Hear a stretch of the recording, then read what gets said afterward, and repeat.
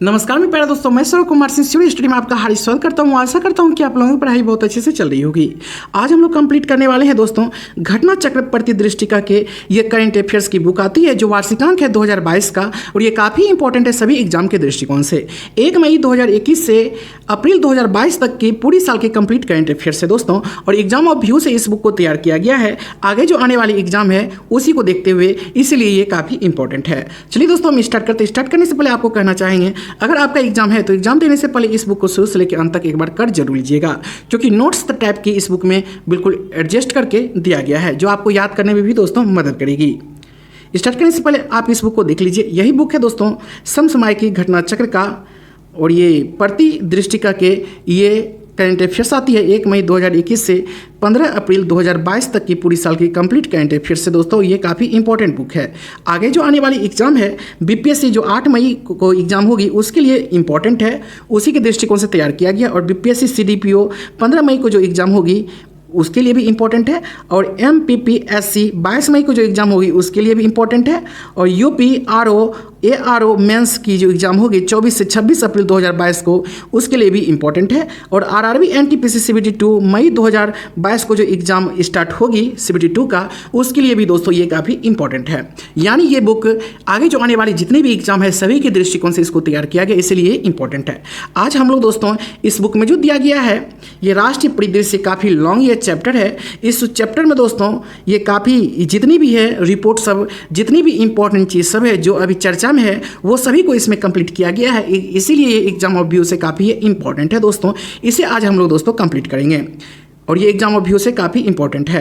Start करने से पहले एक सोहनलाल द्विवेदी जी का एक कोट्स है जिसे आप लोगों के बीच हम रखना चाहेंगे। इस कोट्स को हमेशा अपने मन में रखिएगा। लहरों से डरकर नौका पार नहीं होती, कोशिश करने वालों की हार नहीं होती। नन्ही चींटी जब दाना लेकर चलती है, चढ़ती दीवारों पर 100 बार फिसलती है। मन का विश्वास रगों में साहस बढ़ता है, चढ़कर गिरना गिर कर चढ़ना नहीं अखरता है। आखिर उसकी मेहनत बेकार नहीं होती, कोशिश करने वालों की हार नहीं होती। डुबकियां सिंधु में गोताखोर लगाता है, डुबकियां सिंधु में गोताखोर लगाता है। जा जाकर खाली हाथ लौट कर आता है। मिलते नहीं सजी मोती गहरे पानी में, मिलते नहीं सजी मोती गहरे पानी में। बढ़ता दोगुना उत्साह इसी हैरानी में। मुट्ठी उसकी खाली हर बार नहीं होती, कोशिश करने वालों की हार नहीं होती। वो सफलता एक चुनौती है, इसे स्वीकार करो। वो सफलता एक चुनौती है, इसे स्वीकार करो। क्या कमी रह गई देखो और सुधार करो। जब तक न सफल हो नींद चैन को त्यागो तुम। संघर्षों का मैदान छोड़कर मत भागो तुम। कुछ किए बिना ही जय जयकार नहीं होती, कोशिश करने वालों की हार नहीं होती, कोशिश करने वालों की हार नहीं होती। अगर दोस्तों जीवन में मुसीबत आए तो कभी घबराना मत, क्योंकि गिरकर उठने वाले ही तो इतिहास बदलते हैं दोस्तों। इस पॉइंट को आप याद रखिएगा। और एक बात हमेशा याद रखिएगा, मेहनत कभी भी व्यर्थ नहीं होता है।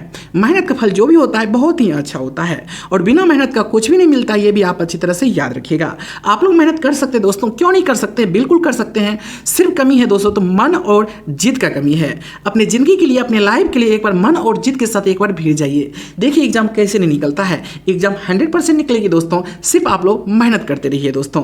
चलिए हम स्टार्ट करते। स्टार्ट करने से पहले आपको कहना चाहेंगे दोस्तों, हमसे जितना होगा हम कुछ ना कुछ पर डे आप लोगों के लिए लेके आते रहेंगे। बीच में मेरा दोस्तों तबीयत खराब हो गया था, जिसके कारण 1-2 दिन हम एब्सेंट हुए थे।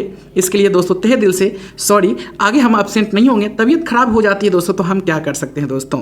चलिए दोस्तों हम स्टार्ट करते हैं। इस बुक का पहला चैप्टर है राष्ट्रीय परिदृश्य करंट नोट्स, जिसमें हम लोग देश की राजनीतिक, सामाजिक, धार्मिक, शैक्षणिक घटनाओं एवं विभिन्न मंत्रालयों की घटनाओं पर नजर करेंगे। ये काफ़ी इंपॉर्टेंट है सभी एग्जाम के दृष्टिकोण से।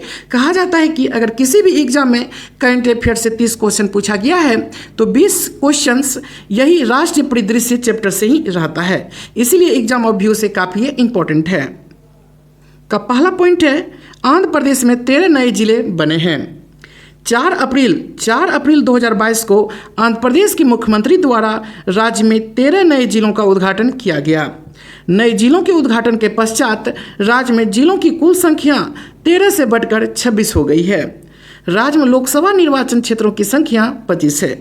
याद रखिएगा आंध्र प्रदेश में पहले 13 जिला था और वर्तमान में 13 से बढ़कर 26 जिला हो गया है। राज्य में लोकसभा निर्वाचन क्षेत्रों की संख्या वर्तमान में 25 है। इंपॉर्टेंट है। नव उद्घाटित 13 जिलों के नाम हैं जिसे आपको दोस्तों याद रखनी है। पार्वतीपुरम मान्यम, अल्लूरी सीताराम राजू, और अनाकपल्ली, काकीनाडा, कोनसीमा, एलुरु, एलुरु, एनटीआर, पलनाडु, बापटला, नंदियाला, अन्नामया, श्री बालाजी, श्री सत्य साई। यह 13 जिला है जो नया बना है। प्रत्येक जिला एक लोकसभा निर्वाचन क्षेत्र से सटा हुआ है। हालांकि विशाल आदिवासी आबादी की जरूरतों को ध्यान में रखते हुए अराकू एसटी निर्वाचन क्षेत्र 2 जिलों अल्लूरी सीताराम राजू और पार्वतीपुरम मान्यम के साथ अकेला ये अपवाद है। इंपॉर्टेंट है। जनगणना 2011 के अनुसार प्रत्येक जिले में लोगों की औसत संख्या 38.15 लाख नए जिलों के गठन के पहले ये थी। इंपॉर्टेंट है, याद रखिएगा। 13 नए जिलों के गठन के पश्चात यह संख्या घटकर 19.07 लाख प्रति जिला हो गया है। 19.07 लाख प्रति जिला हो गया है। एक कोट से जिसे आपको याद रखनी है हमेशा, सपने वो नहीं होते जो हम सोते हुए देखते हैं, सपने तो वो होते हैं जो हमें सोने नहीं देते हैं। जीत कर जाओगे तो दुनिया पूछेगी, वरना हार कर तो बहुत बैठे हैं इस शहर में। इस पॉइंट को आप ही याद रखिएगा दोस्तों। दूसरा पॉइंट है नागालैंड। देश की पहली कागज रहित विधानसभा बनी है नागालैंड। 19 मार्च 2022 को नागालैंड विधानसभा पूरी तरह से कागज रहित पेपरलेस होने वाली भारत की पहली विधानसभा बन गई है। भारत की पहली विधानसभा पेपरलेस होने वाली कौन बन गई है? नागालैंड। याद रखिएगा।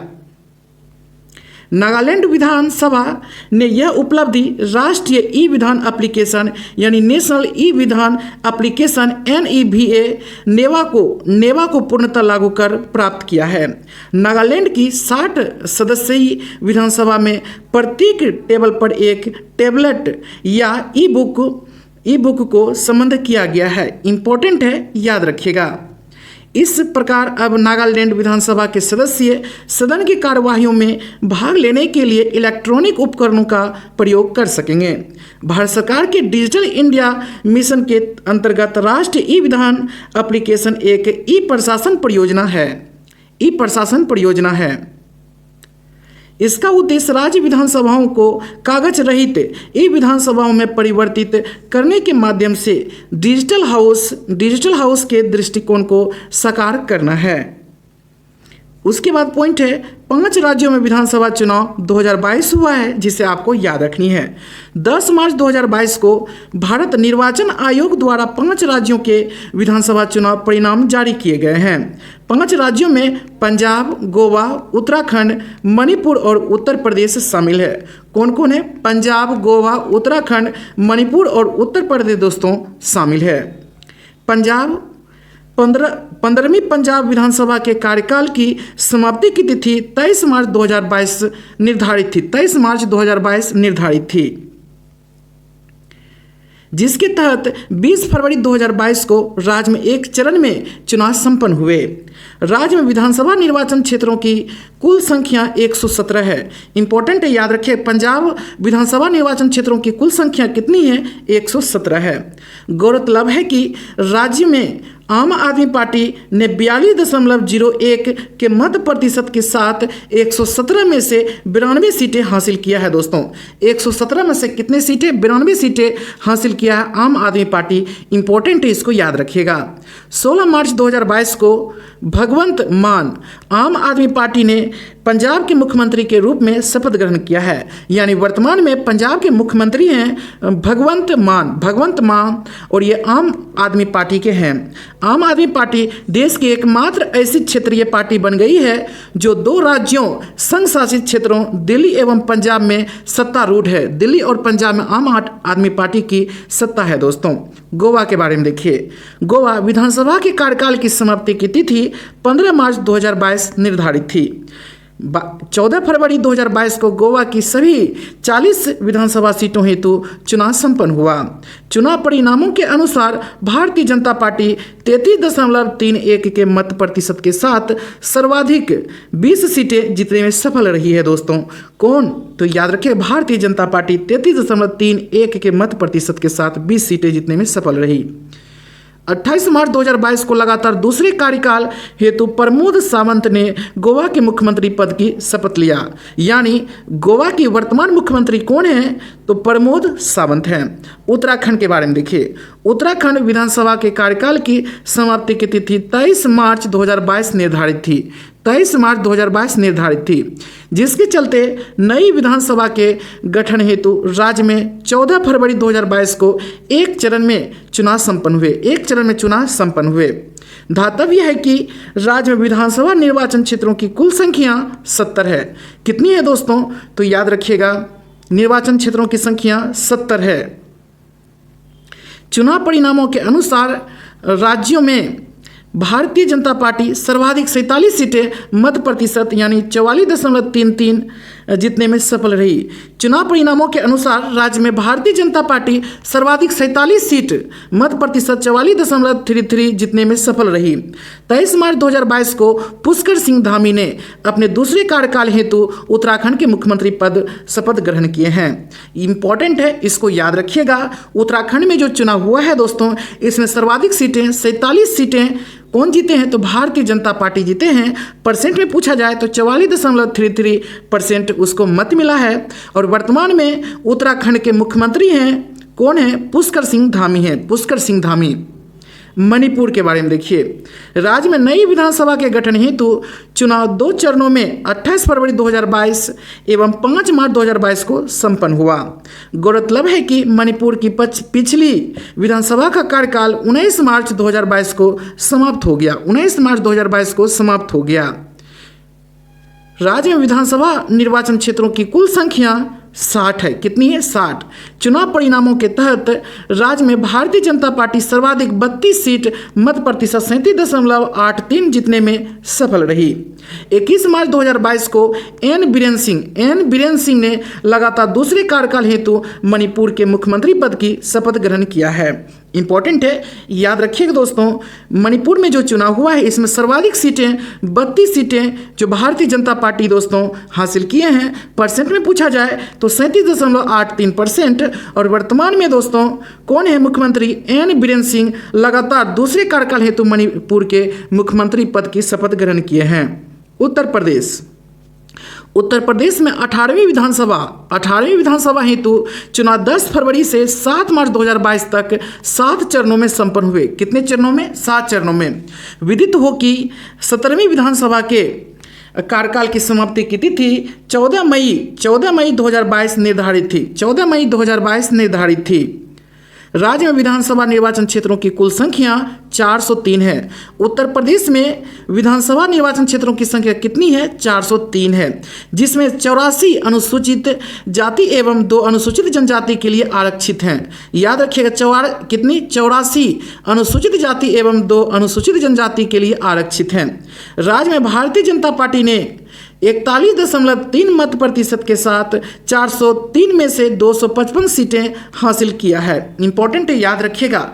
सर्वाधिक दोस्तों उत्तर प्रदेश में जो सीट हासिल किए हैं भारतीय जनता पार्टी ने किए हैं 41.3% मत के साथ 403 में से 255 सीटें हासिल किए हैं। साहिबाबाद निर्वाचन क्षेत्र उत्तर प्रदेश से भारतीय जनता पार्टी भाजपा उम्मीदवार सुनील कुमार शर्मा ने ये भाजपा के हैं दोस्तों, कितने? 2,14,835 मत, 2,14,835 मत के अंतर से सीट जीती है। इंपॉर्टेंट है, इसे याद रखिएगा। देखिए, साहिबाबाद निर्वाचन क्षेत्र उत्तर प्रदेश से भारतीय जनता पार्टी भाजपा उम्मीदवार सुनील कुमार शर्मा ने 2,14,835 मतों के अंतर से सीट जीती है। यह देश में विधानसभा चुनाव में सबसे बड़े अंतर से जीत का राष्ट्र रिकॉर्ड है दोस्तों, याद रखिएगा। क्या नाम है? सुनील कुमार शर्मा। कहां से जीते हैं? साहिबाबाद निर्वाचन क्षेत्र से जीते हैं, जो उत्तर प्रदेश में है। हरचंदपुर रायबरेली से राहुल राजपूत 25 वर्ष सपा और सैदपुर गाजीपुर से अंकित भारती 25 वर्ष सपा 18वीं विधानसभा में सबसे युवा विधायक हैं। 18वीं विधानसभा में सबसे युवा कौन है दोस्तों? विधानसभा में जो युवा विधायक बने हैं वो बने हैं रायबरेली से राहुल राजपूत, ठीक है। और उसके बाद अंकित भारती सैदपुर गाजीपुर से बने हैं दोस्तों, जो 25 वर्ष के हैं। इसके साथ ही आजमगढ़ जिले की निजामाबाद सीट से जीते आलम बदी 86 वर्ष सबसे बुजुर्ग ओल्डेस्ट विधायक बने हैं। इसे भी आपको याद रखनी है। सबसे युवा अगर पूछा जाए 18वीं विधानसभा से तो क्या है, राहुल राजपूत और दोस्तों अंकित भारती। और सबसे वृद्ध अगर पूछा जाए सबसे उम्रदराज में तो आलम बदी है दोस्तों, और ये 86 वर्ष सबसे बुजुर्ग ओल्डेस्ट विधायक बने हैं। ये बने हैं आजमगढ़ जिले के निजामाबाद सीट से जीते हैं। 25 मार्च 2022 को लखनऊ स्थित अटल बिहारी वाजपेयी एकाना स्टेडियम में योगी आदित्यनाथ ने उत्तर प्रदेश के मुख्यमंत्री पद की शपथ लिया है। कहाँ से लिया है तो याद रखिएगा, ये 25 मार्च 2022 को लखनऊ स्थित अटल बिहारी वाजपेयी एकाना स्टेडियम में योगी आदित्यनाथ ने उत्तर प्रदेश के मुख्यमंत्री पद की शपथ ली है। उत्तर प्रदेश में अपना 5 वर्षीय कार्यकाल पूरा करने के पश्चात पुनः दूसरे कार्यकाल हेतु शपथ ग्रहण करने वाले योगी आदित्यनाथ राज्य के प्रथम मुख्यमंत्री हैं दोस्तों। याद रखिएगा, प्रथम मुख्यमंत्री बने हैं। एक कार्यकाल पूरा किए हैं और पुनः दूसरे कार्यकाल लगातार दूसरी बार दोस्तों मुख्यमंत्री बने हैं योगी आदित्यनाथ। सघन मिशन इंद्रधनुष 4.0, सघन मिशन इंद्रधनुष 4.0 के बारे में देखिए।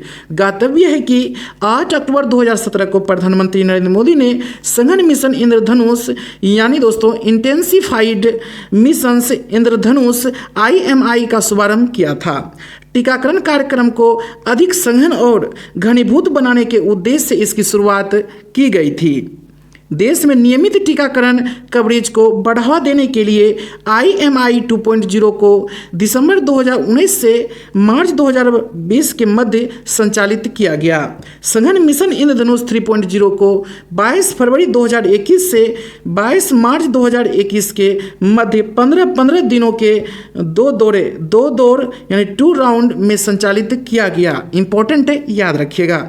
मिशन के तहत देश के सभी जिलों में 90% तक पूर्ण टीकाकरण कवरेज प्राप्त करने का लक्ष्य रखा गया, मतलब किया गया।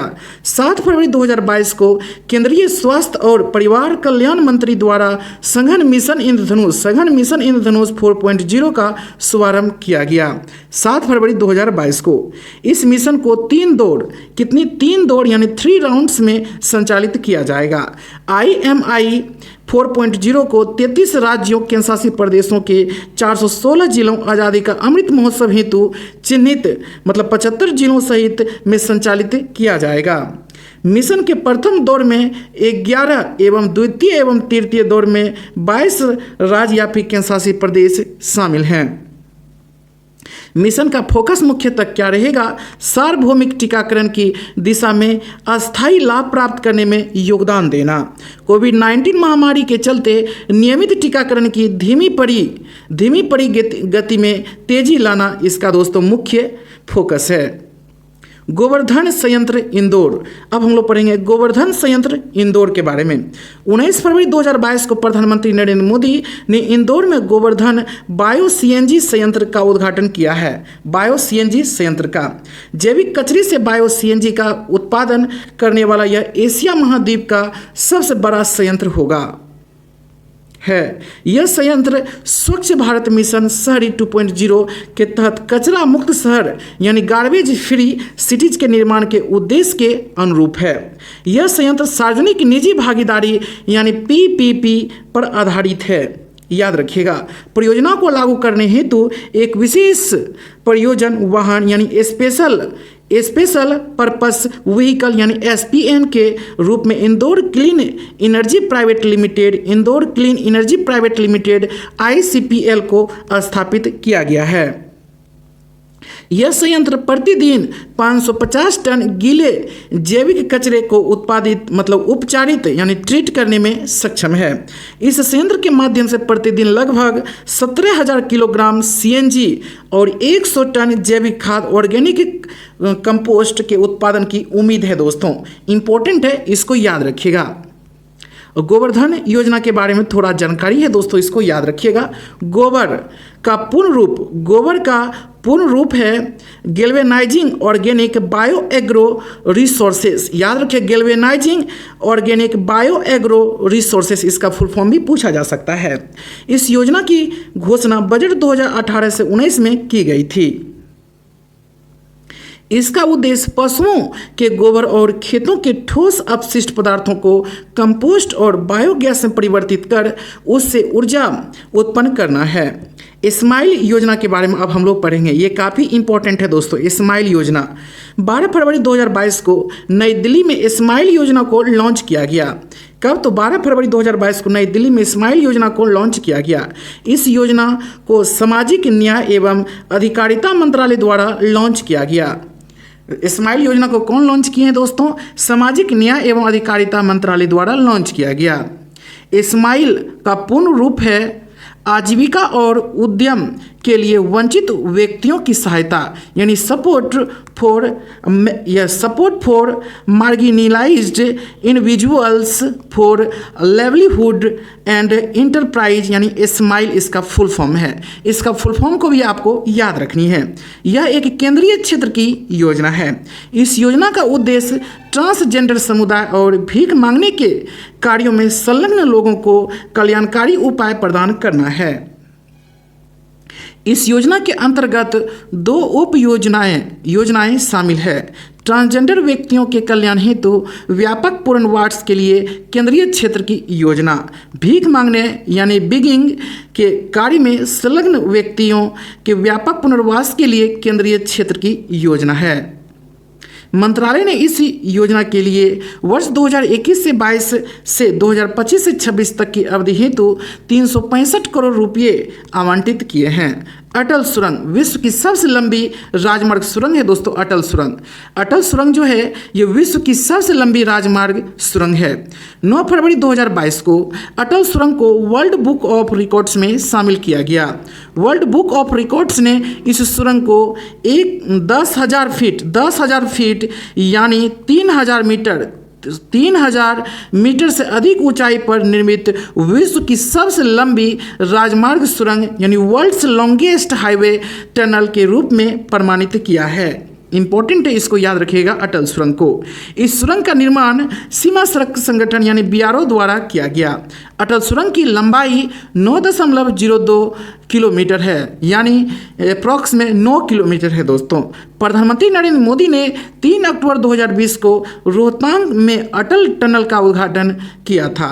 अटल टनल हिमालय की पीर पंजाल श्रृंखला में अवस्थित रोहतांग दर्रे से गुजरती है। अटल टनल और यह पूरे वर्ष हिमाचल प्रदेश के मनाली को और लाहौल स्पीति घाटी से जोड़कर रखती है, जो पहले बर्फबारी की वजह से लगभग 6 महीने तक अलग थलग रहती थी।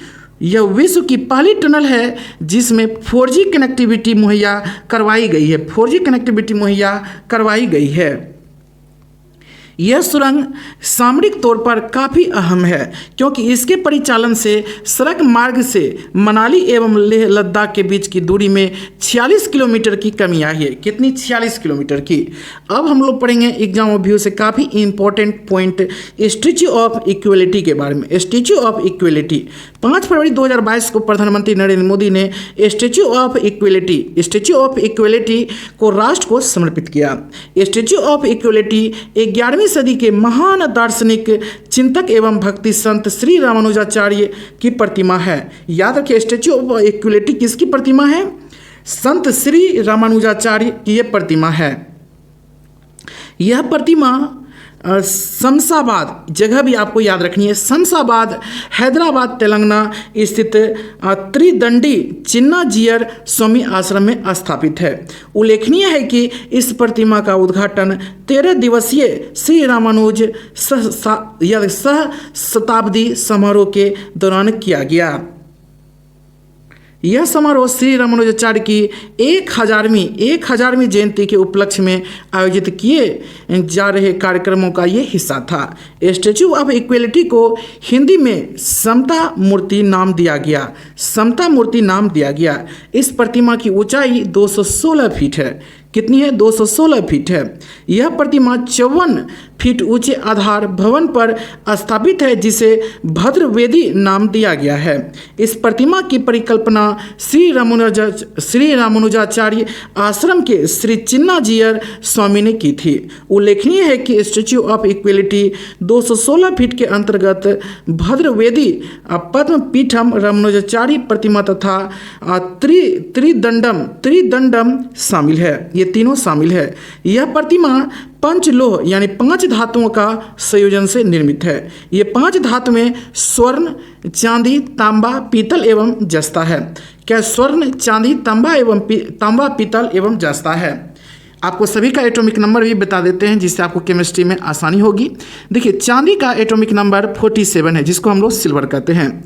और इस तांबा यानी कॉपर का एटॉमिक नंबर 29 है। और ये पीतल दोस्तों मिश्र धातु है, इसमें तांबा और जस्ता मिला हुआ रहता है। तांबा और जस्ता याद रखिएगा। और जस्ता है जिसका एटॉमिक नंबर 30 है, और तांबा का तो 29 है ही। स्टैच्यू ऑफ इक्वलिटी के चारों ओर 108 दिव्य देशम नक्काशीदार मंदिरों का भी निर्माण किया गया है, जो एग्जाम व्यू से इंपॉर्टेंट है।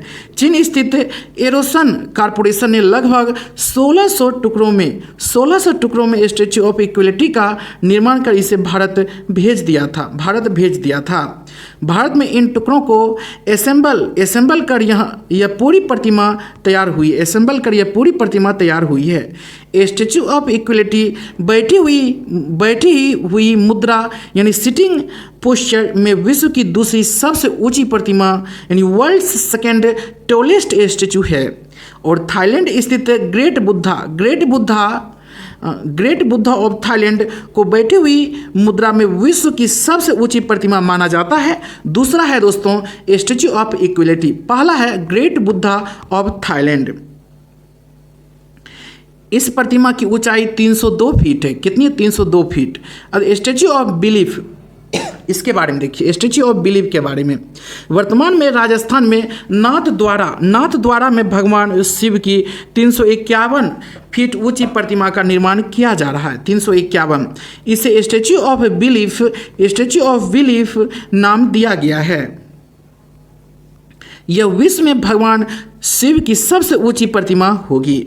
स्टैच्यू ऑफ पीस के बारे में देखिए। 16 नवंबर 2020 को प्रधानमंत्री नरेंद्र मोदी ने स्टैच्यू ऑफ पीस का अनावरण किया। स्टैच्यू ऑफ पीस का यह जैनाचार्य श्री विजय वल्लभ सुरेश्वर जी महाराज की प्रतिमा है। विजय वल्लभ सुरेश्वर जी महाराज की 151वीं जयंती समारोह के उपलक्ष्य में इस प्रतिमा का अनावरण किया गया। इस प्रतिमा की ऊंचाई 151 इंच है।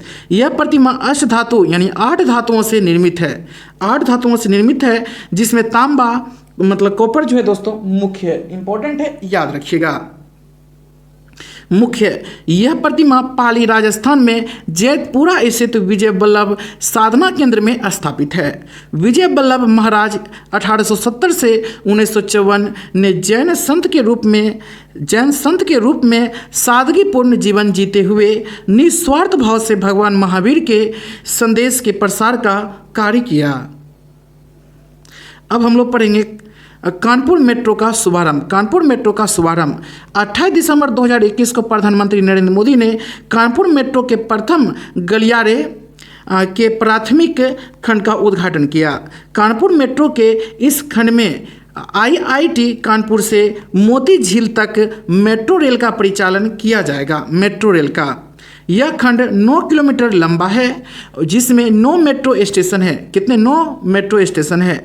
कानपुर मेट्रो रेल परियोजनाओं की कुल लंबाई 32.4 किलोमीटर है, जिसमें 13 किलोमीटर लंबा रास्ता भूमिगत यानी अंडरग्राउंड होगा। 13 किलोमीटर।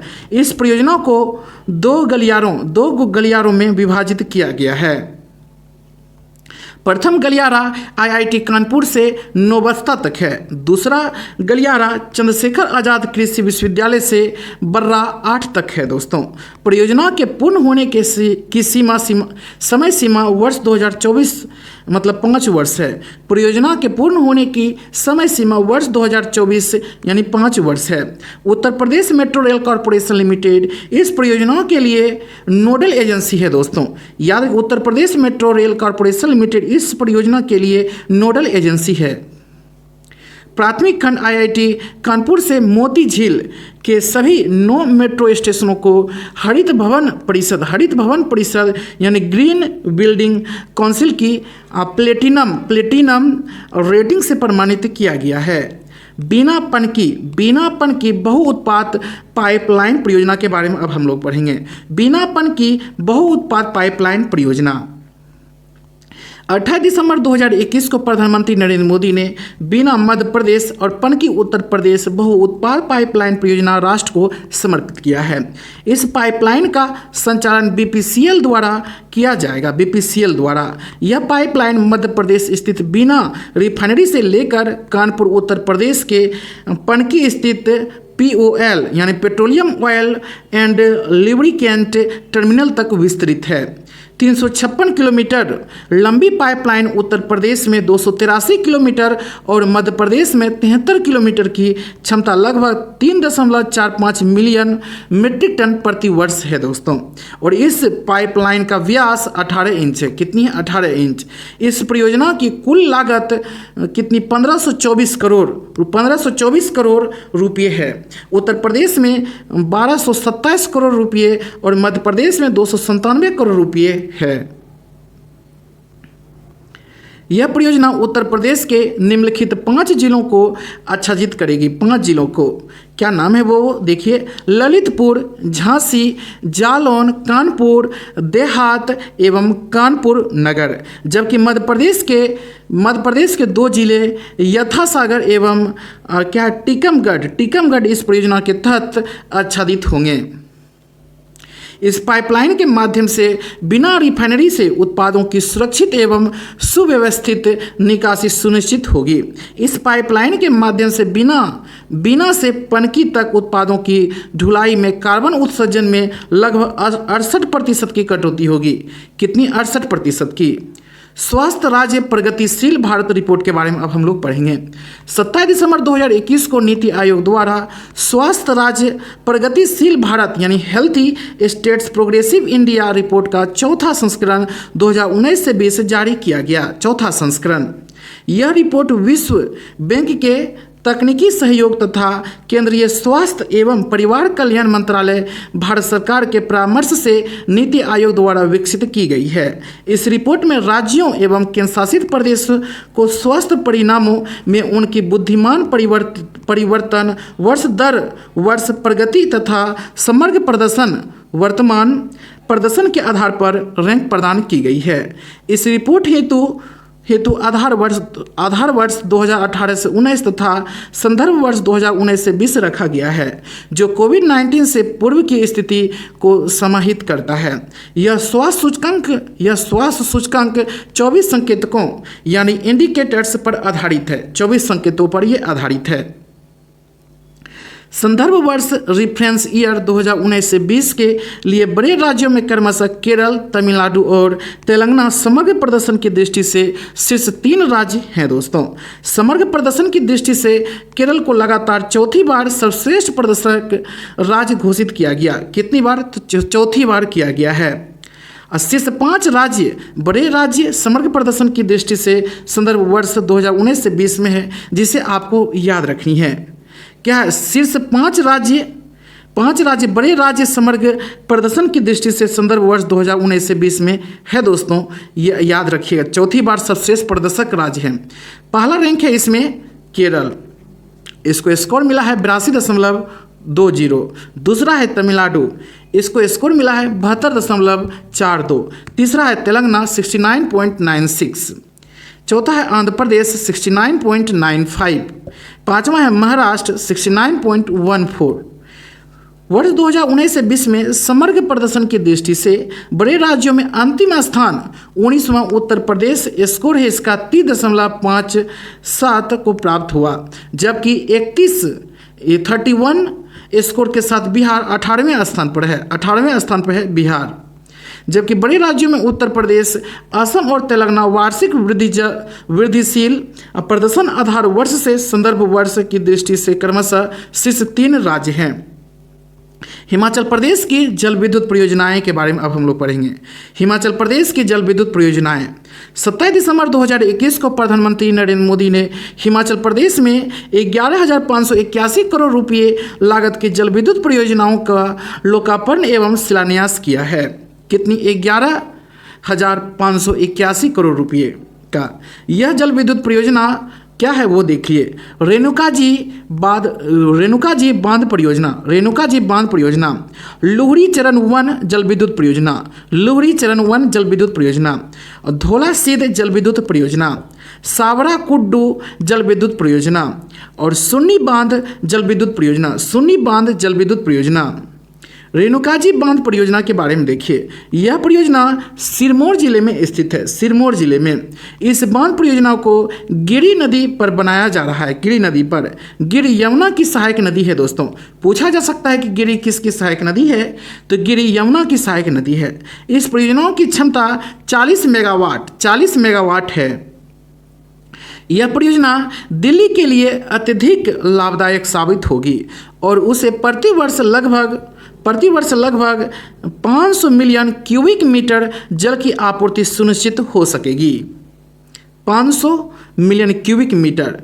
रेणुका जी बांध के भंडारित जल का उपयोग हथिनी कुंड बैराज के माध्यम से उत्तर प्रदेश, हरियाणा एवं राष्ट्रीय राजधानी क्षेत्र दिल्ली द्वारा किया जाएगा, जबकि वजीराबाद बैराज के माध्यम से राष्ट्रीय राजधानी क्षेत्र दिल्ली को और ओखला बैराज के माध्यम से उत्तर प्रदेश, हरियाणा और राजस्थान को जल प्राप्त होगा। उल्लेखनीय है कि रेणुका जी बांध परियोजना के कार्यान्वयन हेतु 11 जनवरी 2019 को जल शक्ति मंत्रालय, भारत सरकार एवं 6 राज्यों, संघ शासित क्षेत्रों यथा उत्तर प्रदेश, हरियाणा, हिमाचल प्रदेश, दिल्ली, राजस्थान और उत्तराखंड के मध्य समझौता हस्ताक्षरित हुआ था। ज्ञातव्य है कि वर्ष 2008 में इस परियोजनाओं को राष्ट्रीय परियोजना यानी नेशनल प्रोजेक्ट घोषित किया गया था। राष्ट्रीय परियोजना लुहरी चरण 1 जल विद्युत परियोजना के बारे में देखिए। यह एक रन ऑफ द रिवर यानी ROR परियोजना है। Run of the river. यह परियोजना हिमाचल प्रदेश के कुल्लू और शिमला जिले में स्थित है। इस परियोजनाओं को सतलज नदी पर बनाया जा रहा है। सतलज नदी पर इसकी स्थापित क्षमता 210 मेगावाट है। कितनी? 210 मेगावाट। इस परियोजना के माध्यम से प्रतिवर्ष 558.20 मिलियन यूनिट विद्युत का उत्पादन होगा। 558.20 मिलियन यूनिट विद्युत का उत्पादन होगा और इसके साथ ही प्रतिवर्ष पर्यावरण से 6.1 लाख टन कार्बन डाइऑक्साइड के उत्सर्जन में कमी आएगी। धोला सिद्ध परियोजना के बारे में हम लोग पढ़ेंगे। धोला सिद्ध परियोजना, यह परियोजना हमीरपुर और कांगड़ा हिमाचल प्रदेश जिले में स्थित है। इसे ब्यास नदी पर बनाया जा रहा है, ब्यास नदी पर, और इसकी क्षमता 66 मेगावाट। इससे प्रतिवर्ष 304 मिलियन यूनिट विद्युत उत्पादित होगी। 304 मिलियन यूनिट विद्युत उत्पादित होगी। नेक्स्ट, सावरा कुड्डू जल विद्युत परियोजना। यह परियोजना हिमाचल प्रदेश के शिमला जिले में स्थित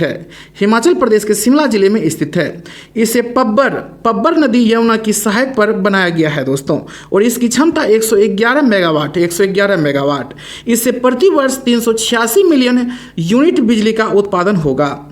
सुन्नी बांध जल विद्युत परियोजना के बारे में देखिए। सुन्नी बांध जल विद्युत परियोजना, यह परियोजना शिमला और मंडी जिले में स्थित है। यह परियोजना सतलज नदी पर स्थित है और इसकी क्षमता 382 मेगावाट। इससे प्रतिवर्ष लगभग 382 मिलियन यूनिट विद्युत का उत्पादन होगा। 1382 इसकी 1382 या 382 मेगावाट है। ये 1382 मिलियन यूनिट विद्युत का उत्पादन होगा। अब हम लोग पढ़ेंगे दोस्तों सुशासन सूचकांक 2021 से 22। सुशासन सूचकांक 2021 से 22। 25 दिसंबर 2021 को सुशासन दिवस यानी गुड गवर्नेंस डे के अवसर पर केंद्रीय कार्मिक लोक शिकायत और पेंशन मंत्रालय द्वारा सुशासन सूचकांक 2020 से 21 जारी किया गया है। यह इस सूचकांक का द्वितीय संस्करण है और इस सूचकांक को पहली बार वर्ष 2019 में जारी किया गया था। इसमें राज्यों एवं केंद्र शासित प्रदेशों को 4 श्रेणियों में बांटा गया है। वो देखते हैं। अन्य राज्य समूह ए, अन्य राज्य समूह बी, और याद रखिएगा उत्तर पूर्वी एवं पहाड़ी राज्य और केंद्रशासित प्रदेश में वर्गीकृत किया गया है। सुशासन सूचकांक 2020 से 21 में जम्मू एवं कश्मीर वर्तमान में संघशासित क्षेत्र को पूर्वोत्तर एवं पहाड़ी राज्य श्रेणी में शामिल किया गया है। GGI 2020 से 21 के तहत 10 प्रशासनिक क्षेत्रों में विस्तृत 58 संकेतकों के आधार पर राज्यों केंद्रशासित प्रदेशों के स्कोर एवं रैंक की गणना की गई है। संयुक्त रैंकिंग में समूह ए के राज्यों में गुजरात, समूह बी के राज्यों में मध्य प्रदेश, पूर्वोत्तर एवं पहाड़ी राज्यों में हिमाचल प्रदेश तथा केंद्रशासित प्रदेशों में दिल्ली शीर्ष स्थान पर है। सुशासन सूचकांक के 10 क्षेत्र निम्नलिखित है, वो देख लेते हैं। 10 क्षेत्र हैं।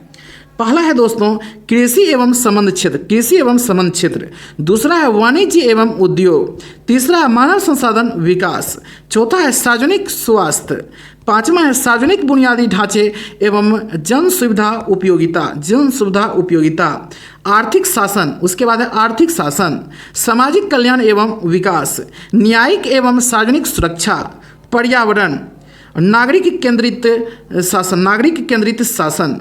संयुक्त रैंकिंग में समूह बी के कुल 8 राज्यों में उत्तर प्रदेश का 5वां स्थान है। अब हम लोग पढ़ेंगे महिलाओं के लिए विवाह की न्यूनतम आयु में वृद्धि हुई है। याद रखिएगा महिलाओं के लिए विवाह की न्यूनतम आयु में वृद्धि हुई है, वो देख लेते हैं।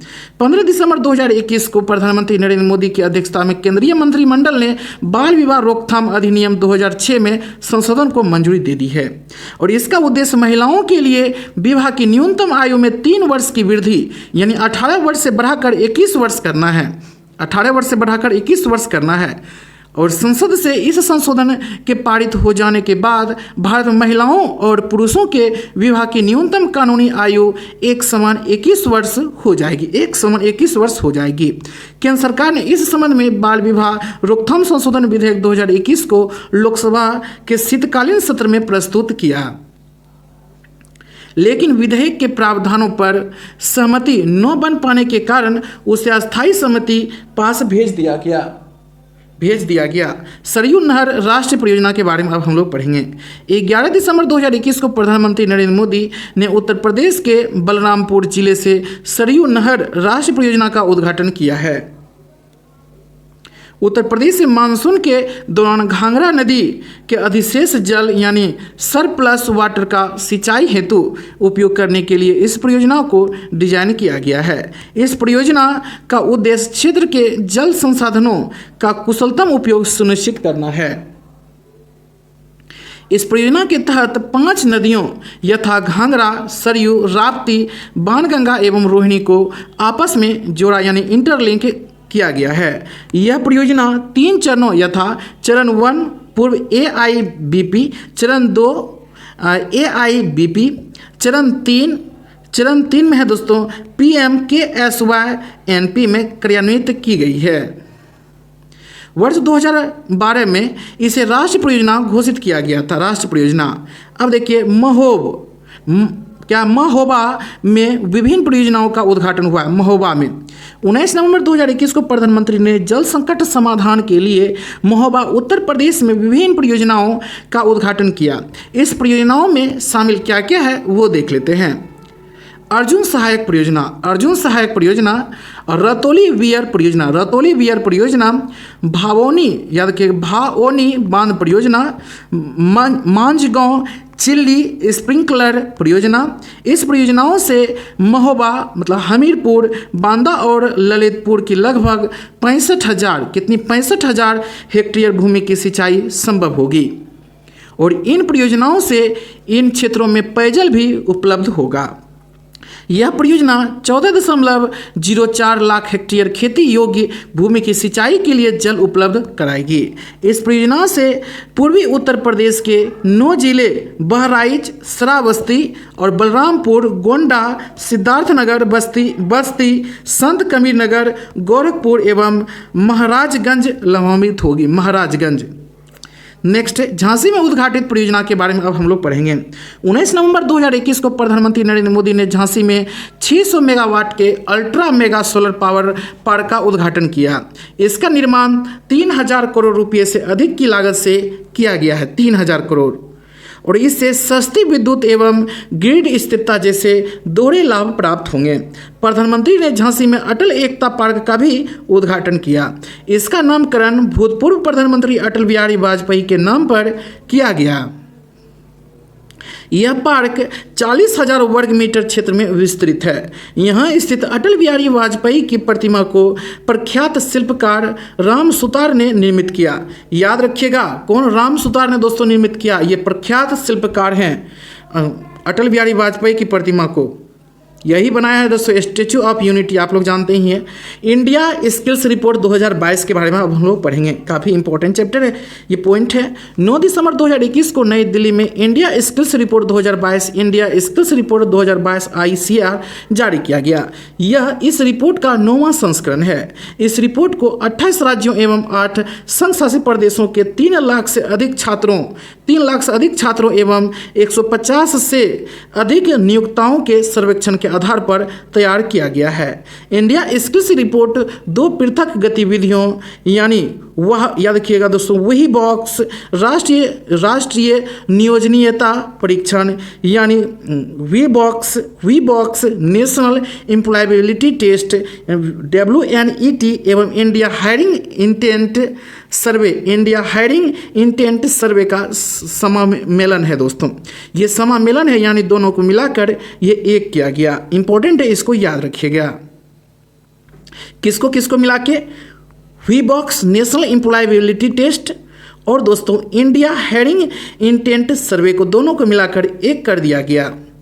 इंडिया स्किल्स रिपोर्ट 2022 मतलब वी बॉक्स और पापुल स्ट्रॉन्ग तथा भारतीय उद्योग परिसंघ CII की एक संयुक्त पहल है। इस रिपोर्ट को तैयार करने में संयुक्त राष्ट्र विकास कार्यक्रम UNDP, अखिल भारतीय तकनीकी शिक्षा परिषद AICTE, MSDE, Sunstone ed university ASAP Kerala तथा भारतीय विश्वविद्यालय संघ AIU द्वारा भी सहयोग किया गया है। रिपोर्ट के अनुसार समग्र नियोजनीयता यानी ओवरऑल एम्प्लॉयबिलिटी में वृद्धि दर्ज की गई है। यह वर्ष 2021 के 45.97% से बढ़कर वर्ष 2022 में 46.2% के स्तर पर पहुंच गई है। रिपोर्ट के अनुसार बैंकिंग एवं वित्तीय सेवा तथा बीमा, banking and financial service and insurance यानी BFSI, सॉफ्टवेयर हार्डवेयर एवं IT, फार्मा तथा इंटरनेट बिजनेस क्षेत्र सर्वाधिक नियोजन करने वाले क्षेत्रों यानी sectors that have hired the most में शीर्ष पर है दोस्तों। इंपॉर्टेंट है, इसको याद रखिएगा। उच्चतम नियोजनीयता यानी हाईएस्ट एम्प्लॉयबिलिटी वाले शीर्ष 5 राज्य है जिसे याद रखनी है। महाराष्ट्र, उत्तर प्रदेश, केरल। महाराष्ट्र 66.1%, उत्तर प्रदेश 65.2%, केरल 64.2% और पश्चिम बंगाल 63.8%, कर्नाटक 59.3%। उच्चतम नियोजनीयता वाले शीर्ष 5 शहर हैं। पुणे है 78.11%, लखनऊ है 74.32%, त्रिवेंद्रम है दोस्तों 66.48% और कोलकाता है 57.16%, बेंगलुरु है 56.48%। वर्ष 2022 की रिपोर्ट के अनुसार कार्य सहभागिता में 67% पुरुषों एवं 33% महिलाओं का योगदान रहा। वर्ष 2020 में महिलाओं की नियोजनीयता 47%, वर्ष 2021 में 41.25% तथा वर्ष 2022 में 51.44% दर्ज की गई है। केन बेतवा लिंक परियोजना के बारे में अब हम लोग पढ़ेंगे। केन बेतवा लिंक परियोजना 8 दिसंबर 2021 को केंद्रीय मंत्रिमंडल ने केन बेतवा नदियों को परस्पर जोड़ने की परियोजना के वित्त पोषण और कार्यान्वयन को मंजूरी प्रदान की। यह परियोजना राष्ट्रीय परिप्रेक्ष्य योजना नेशनल प्रिस्पेक्टिव प्लान यानी MPP के तहत देश की पहली नदी जोड़ो परियोजना है और इस परियोजना के तहत जल आधिक्य केन नदी का पानी बेतवा नदी में भेजा जाएगा। ये दोनों ही नदियां यमुना की सहायक नदी है दोस्तों। केन और बेतवा दोनों किसके हैं? यमुना की सहायक नदी है। परियोजनाओं के तहत छतरपुर जिला मध्य प्रदेश स्थित दोधन गांव में केन नदी पर एक बांध का निर्माण किया जाएगा। दोधन नदी पर दोधन गांव में केन नदी पर एक बांध का निर्माण किया जाएगा। जल को एक नहर यानी कैनल के माध्यम से बेतवा नदी में भेजा जाएगा। इस परियोजना के कार्यान्वयन के लिए Ken Betwa link project authority यानी KBLPA Ken Betwa link project authority नामक विशेष प्रयोजन वाहन SPV की स्थापना की जाएगी। SPV की स्थापना की जाएगी। परियोजना से प्रतिवर्ष 10.62 लाख हेक्टेयर भूमि की सिंचाई हो सकेगी। लगभग 62 लाख की आबादी हेतु पेयजल की आपूर्ति सुनिश्चित हो सकेगी। 103 मेगावाट पनबिजली यानी हाइड्रो पावर और 27 मेगावाट सौर ऊर्जा यानी सोलर पावर का उत्पादन होगा।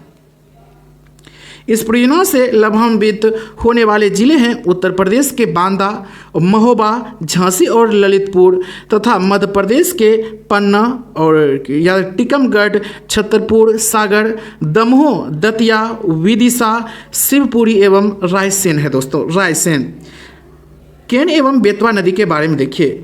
केन नदी मध्य प्रदेश एवं उत्तर प्रदेश के मध्य एक अंतर्राज्यीय नदी है। दोस्तों याद रखिएगा, इंटरस्टेट रिवर है, ये इंटर स्टेट रिवर है। ठीक है, इसका उद्गम स्थल कटनी जिला मध्य प्रदेश स्थित अहिरगावन गांव में है। इसकी कुल लंबाई 427 किलोमीटर है, जिसमें से 292 किलोमीटर मध्य प्रदेश में तथा 84 किलोमीटर उत्तर प्रदेश में स्थित है। बेतवा नदी की उद्गम स्थल रायसेन जिला मध्य प्रदेश स्थित बारखेड़ा गांव में है। भोपाल और इंदौर में पुलिस कमिश्नर प्रणाली के बारे में देखिए। भोपाल और इंदौर में पुलिस कमिश्नर प्रणाली दिसंबर 2021 में अधिसूचना जारी होने के फलस्वरूप भोपाल एवं इंदौर मध्य प्रदेश में पुलिस कमिश्नर प्रणाली का शुभारंभ हो गया। नेक्स्ट मकरंद दौस्कर भोपाल के तथा हरिनारायण चारी मिश्र इंदौर के प्रथम पुलिस आयुक्त नियुक्त किए गए। पुलिस कमिश्नर प्रणाली में पुलिस कमिश्नर के पास देह व्यापार, पशु क्रूरता, विस्फोटक पदार्थों और जिला बदर, लाठीचार्ज, फायरिंग, धरना प्रदर्शन एवं होटल बार लाइसेंस आदि प्रकरणों में सीधी कार्रवाई करने का अधिकार होगा। इसके अतिरिक्त सीआरपीसी की धारा 107, 116, 144 और 145 का क्रियान्वयन पुलिस कमिश्नर कर सकेंगे। पुलिस प्रणाली लागू होने के फलस्वरूप भोपाल एवं इंदौर के पुलिस कमिश्नरों को निम्नलिखित कानूनों के तहत शक्तियां प्राप्त होगी। पुलिस अधिनियम 1861, बंदी अधिनियम 1900, विष अधिनियम 1919 मतलब पॉइजन्स एक्ट 1919 और अनैतिक व्यापार यानी निवारण अधिनियम 1956, गैर कानूनी गतिविधि रोकथाम अधिनियम 1967, मोटर वाहन अधिनियम 1988, मध्य प्रदेश राज्य सुरक्षा अधिनियम 1990, अधिकारी के गोपनीयता अधिनियम 1926। उत्तर प्रदेश के निम्न 4 जिलों में पुलिस कमिश्नर प्रणाली लागू है। 4 जिलों में पहला है लखनऊ, दूसरा गौतम बुद्ध नगर, तीसरा है वाराणसी, चौथा है कानपुर। भारत की पहली ग्रीन हाइड्रोजन माइक्रो ग्रिड परियोजना के बारे में देखिए। भारत की पहली ग्रीन हाइड्रोजन माइक्रो ग्रिड परियोजना दिसंबर 2021 में NTPC लिमिटेड ने Bloom energy India private limited यानी ब्लूम एनर्जी के पूर्ण स्वामित्व वाली इकाई के साथ गठबंधन की घोषणा किया है।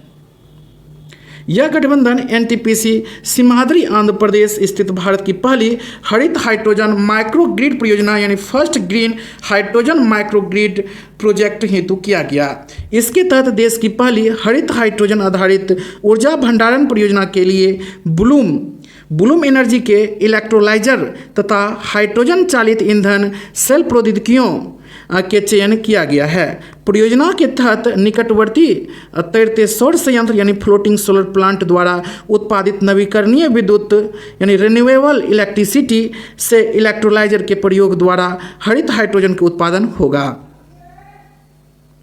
यह 240 किलोवाट का ठोस ऑक्साइड एवं उच्च तापमान वाला एक इलेक्ट्रोलाइजर होगा। तत्पश्चात 50 किलोवाट की ठोस ऑक्साइड ईंधन सेल के माध्यम से बिना किसी दहन प्रक्रिया के इस हाइड्रोजन को कार्बन उदासीन विद्युत यानी कार्बन न्यूट्रल इलेक्ट्रिसिटी में परिवर्तित कर दिया जाएगा। कार्बन न्यूट्रल इलेक्ट्रिसिटी में इस कार्बन उदासीन विद्युत से सीमाद्री स्थित एनटीपीसी गेस्ट हाउस को ऊर्जा प्राप्त की जाएगी। यह विश्व की सबसे बड़ी हरित हाइड्रोजन आधारित ऊर्जा भंडारण परियोजनाओं में से एक होगी। यह परियोजना वर्ष 2070 तक शून्य कार्बन उत्सर्जन का लक्ष्य प्राप्त करने और लद्दाख को कार्बन शून्य क्षेत्र बनाने के प्रधानमंत्री के दृष्टिकोण के अनुरूप है। बांध सुरक्षा अधिनियम 2021 के बारे में देखिए। बांध सुरक्षा अधिनियम 2021 2 दिसंबर 2021 को राज्यसभा ने बांध सुरक्षा विधेयक 2019 को पारित कर दिया, जिससे देश में बांध सुरक्षा अधिनियम को लागू करने की रास्ता तैयार हो गया है। ध्यातव्य है कि बांध सुरक्षा विधेयक 2019 को लोकसभा में 2 अगस्त 2019 को ही पारित किया गया था। 13 दिसंबर 2021 को राष्ट्रपति की स्वीकृति के पश्चात यह विधेयक अधिनियमित हो गया है। बांध सुरक्षा अधिनियम देश के सभी बड़े बांधों की निगरानी और निरीक्षण, परिचालन और रखरखाव संबंधी पर्याप्त सुविधा प्रदान करेगा, ताकि बांध के विफल होने से संबंधित आपदा को रोका जा सकेगा। अधिनियम में दो राष्ट्रीय निकायों यथा राष्ट्रीय बांध सुरक्षा समिति national committee on dam safety और राष्ट्रीय बांध सुरक्षा प्राधिकरण नेशनल डैम सेफ्टी अथॉरिटी की स्थापना का प्रावधान शामिल है। अब हम लोग पढ़ेंगे बांध सुरक्षा अधिनियम 2021। केंद्रीय जल आयोग यानी CWC के अधीन केंद्रीय बांध सुरक्षा संगठन CDSO यानी सेंट्रल डैम सेफ्टी ऑर्गेनाइजेशन द्वारा जून 2019 में तैयार किए गए बड़े बांधों के राष्ट्रीय रजिस्टर 2019 यानी national register of large dams 2019 के अनुसार भारत 5,745 बड़े बांधों निर्माणाधीन बांध शामिल के संचालन के साथ विश्व स्तर पर बांध स्वामित्व की दृष्टि से चीन और अमेरिका के बाद तीसरा सबसे बड़ा देश है। इनमें से अधिकतर बड़े बांध महाराष्ट्र में 2394, मध्य प्रदेश में 906 और गुजरात में 632 है। पोचमपल्ली सर्वश्रेष्ठ पर्यटन गांव के बारे में अब हम लोग पढ़ेंगे। पोचमपल्ली के बारे में देखिए क्या है। UNWTO की महासभा का 24वां सत्र 30 नवंबर से 3 दिसंबर 2021 के मध्य मैड्रिड स्पेन में आयोजित हुआ। इस सत्र के दौरान 5 वैश्विक क्षेत्रों में स्थित 32 देशों के कुल 44 गांवों को वर्ष 2021 हेतु सर्वश्रेष्ठ पर्यटन गांवों का दर्जा प्रदान किया गया। UNWTO द्वारा चयनित 44 सर्वश्रेष्ठ पर्यटन गांवों में भारत का पोचमपल्ली गांव भी शामिल है। पोचमपल्ली तेलंगाना के नलगोंडा जिले में स्थित है। और यहाँ की उत्कृष्ट साड़ियों के लिए इसे भारत के सिल्क शहर यानी सिल्क सिटी ऑफ इंडिया के नाम से भी जाना जाता है। इन साड़ियों को इकत नाम अनूठी शैली द्वारा बुना जाता है। इकत नाम पोचमपल्ली की इकत शैली को वर्ष 2004 में भौगोलिक संकेतक यानी ज्योग्राफिकल इंडिकेटर प्राप्त हुआ था। पोचमपल्ली को भूदान पोचमपल्ली के नाम से भी जाना जाता है। उल्लेखनीय है कि 18 अप्रैल 1951 को इसी गांव से आचार्य विनोबा भावे ने भूदान मूवमेंट का शुभारंभ किया था। अब हम लोग पढ़ेंगे सर्वश्रेष्ठ पर्यटन गांव के बारे में। सर्वश्रेष्ठ पर्यटन गांव यानी बेस्ट टूरिज्म विलेज संयुक्त राष्ट्र विश्व पर्यटन संगठन UNWTO की एक पहल है और इस पहल के अंतर्गत उन गांवों को मान्यता प्रदान की जाती है जो पर्यटन को अपने विकास और कल्याण का सुदृढ़ संचालन स्ट्रॉन्ग ड्राइवर बनाने हेतु प्रतिबद्ध है। निजामुद्दीन बस्ती परियोजना को यूनेस्को सांस्कृतिक धरोहर संरक्षण पुरस्कार मिला है। 1 दिसंबर 2021 को नई दिल्ली स्थित ऐतिहासिक निजामुद्दीन बस्ती समुदाय के समग्र शहरी पुनरुद्धार की एक परियोजना को यूनेस्को द्वारा पुरस्कृत किया गया। यूनेस्को द्वारा सांस्कृतिक धरोहर संरक्षण हेतु यूनेस्को एशिया प्रशांत अवार्ड 2021 यानी UNESCO Asia Pacific award for cultural heritage conservation 2021 के तहत यह पुरस्कार प्रदान किया गया है। निजामुद्दीन बस्ती परियोजना को 2 श्रेणियों में यह अवार्ड प्रदान किया गया है। 2 श्रेणियों में ये 2 श्रेणियां हैं। उत्कृष्टता अवार्ड यानी अवार्ड ऑफ एक्सीलेंस सतत विकास हेतु विशेष पहचान यानी स्पेशल रिकॉग्नाइजेशंस फॉर सस्टेनेबल डेवलपमेंट। अब हम लोग पढ़ेंगे राष्ट्रीय बहुआयामी गरीबी सूचकांक के बारे में। राष्ट्रीय बहुआयामी गरीबी सूचकांक परियोजना यानी नेशनल एमपीआई प्रोजेक्ट का उद्देश्य वैश्विक रूप से स्वीकार्य होने के साथ साथ भारत की स्थिति के अनुरूप एक सूचकांक का निर्माण करना है। इस परियोजना का व्यापक उद्देश्य वैश्विक एमपीआई रैंकिंग्स में भारत की स्थिति में सुधार करना है। भारत के बहुआयामी गरीबी सूचकांक एमपीआई के कार्यान्वयन के लिए नीति आयोग नोडल मंत्रालय है दोस्तों, और एमपीआई के लिए नोडल मंत्रालय के रूप में नीति आयोग वैश्विक एमपीआई का प्रकाशन करने वाली एजेंसियां यथा यानी OPHI Oxford poverty and human development initiative तथा यूएनडीपी के साथ समन्वय करने हेतु उत्तरदायी है। इसके अतिरिक्त राज्यों एवं केंद्रशासित प्रदेशों की उनके निष्पादन यानी परफॉर्मेंस के आधार पर रैंकिंग तैयार करने का उत्तरदायित्व भी नीति आयोग का ही है। राष्ट्रीय एमपीआई विकसित करने के अंतर मंत्रालय यानी इंटर मिनिस्ट्रियल प्रयास को संस्थानिक दर्जा प्रदान करने के लिए नीति आयोग ने MPICC यानी दोस्तों multi dimensional probability index coordinations committee का गठन किया है, जिसमें 12 मंत्रालय एवं विभाग शामिल हैं। प्रथम राष्ट्रीय एमपीआई बेसलाइन रिपोर्ट एवं डैशबोर्ड राष्ट्रीय परिवार स्वास्थ्य सर्वेक्षण 4/2015 से 16 यानी NFHS 4/2015 से 16 के आंकड़ों पर ये आधारित है। राष्ट्रीय बहुआयामी गरीबी सूचकांक का निर्माण 3 आयामों यानी स्वास्थ्य, शिक्षा एवं रहन सहन का स्तर में विभक्त 12 संकेतकों के आधार पर किया गया है। 12 संकेतों के आधार पर इसमें 10 संकेतक तो वही हैं जो वैश्विक एमपीआई मॉडल में शामिल हैं। साथ ही भारतीय परिस्थिति के अनुरूप 2 नए संकेतकों यानी प्रसव पूर्ण देखभाल एवं बैंक खाता को भी जगह दी गई है। राष्ट्रीय बहुआयामी गरीबी सूचकांक के माध्यम से न केवल राज्यों के स्तर पर बल्कि जिला स्तर पर भी 12 संकेतों में गरीबी की आकलन प्रस्तुत किया गया है। राष्ट्रीय एमपीआई के अनुसार भारत की 25.01% जनसंख्या बहुआयामी रूप से गरीब है। 25.01। सर्वाधिक बहुआयामी गरीबी वाले शीर्ष 5 राज्य है वो देख लीजिए, काफ़ी ये इम्पोर्टेंट है, रैंक है, राज्य है बहुआयामी गरीबी जनसंख्या प्रतिशत में। पहला स्थान आता है दोस्तों बिहार, सबसे गरीब है 51.91% के साथ। उसके बाद झारखंड है 42.16%, उत्तर प्रदेश 37.79% और मध्य प्रदेश 36.65%, मेघालय 32.67%, असम 32.67%। याद रखिए, इंपॉर्टेंट है दोस्तों। केरल सबसे कम बहुआयामी गरीबी जनसंख्या यानी 0.71% वाला राज्य है केरल। केंद्रशासित प्रदेशों की दृष्टि से दादरा एवं नगर हवेली 27.36% में बहुआयामी गरीबी जनसंख्या सर्वाधिक, जबकि पुदुचेरी 1.72% में सबसे कम है। उत्तर प्रदेश की 37.79% जनसंख्या बहुआयामी रूप से गरीब है। उत्तर प्रदेश का एमपीआई स्कोर 0.18 है दोस्तों। उत्तर प्रदेश के ग्रामीण क्षेत्र में 44.32%, जबकि शहरी क्षेत्र में 18.07% जनसंख्या बहुआयामी रूप से गरीब है।